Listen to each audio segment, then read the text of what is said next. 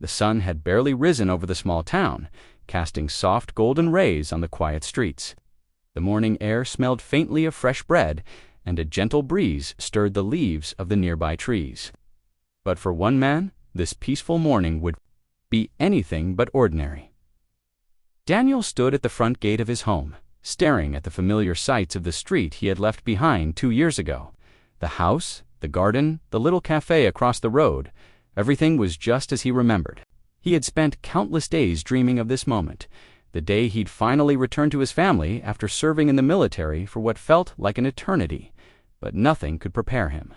A distant sound reached his ears, a voice he recognized. His heart clenched. It was his daughter, Emma.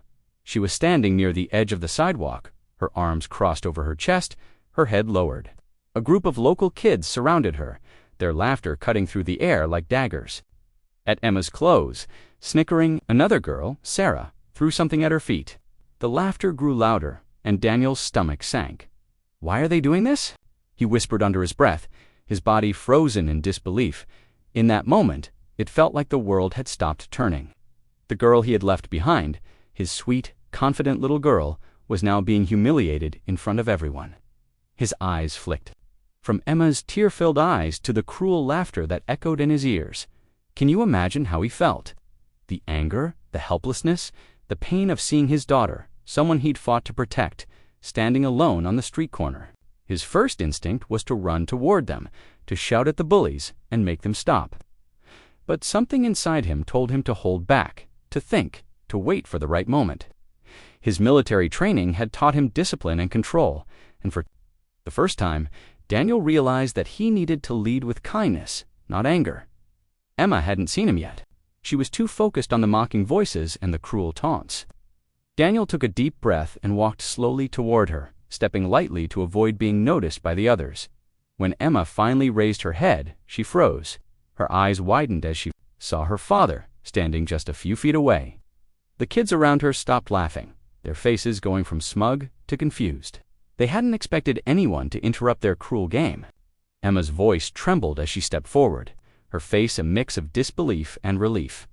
"Hey, princess," Daniel said softly, his voice filled with warmth. He stepped toward her and wrapped his arms around her, shielding her from the taunts. The group of kids watched in silence, the tension in the air thick enough to cut with a knife. But Daniel wasn't focused on them, myself, but they made me feel so small. Daniel pulled her closer, brushing a stray strand of hair from her face. "You don't need to apologize, Emma. You're strong, and you're worth more than their words. Don't let them make you feel small. You are amazing, and I'm so proud of you. This isn't how we treat people. Words can hurt more than fists sometimes. You should know better." There was no anger in his voice, just a calm, firm honesty that seemed to resonate with the kids. The group of bullies exchanged uneasy glances, shifting from foot to foot. Sarah, who had thrown something at Emma's feet, stepped forward hesitantly.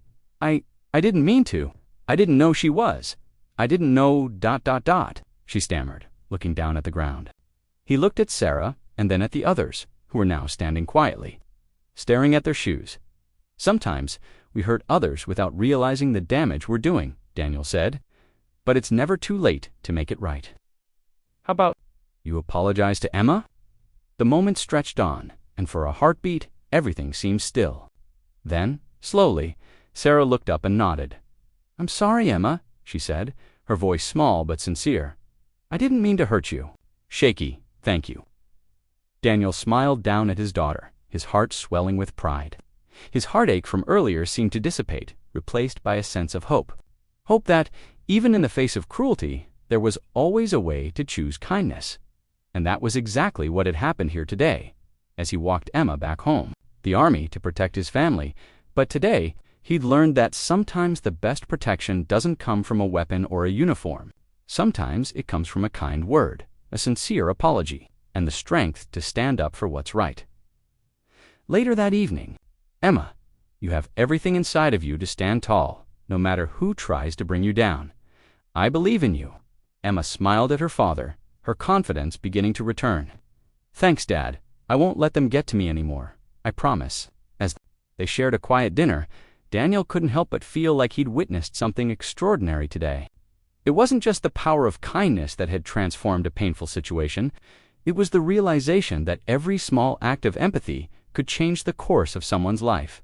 And in that moment, cruelty, the greatest weapon of all, was the power of kindness. As you watch this, take a moment to reflect.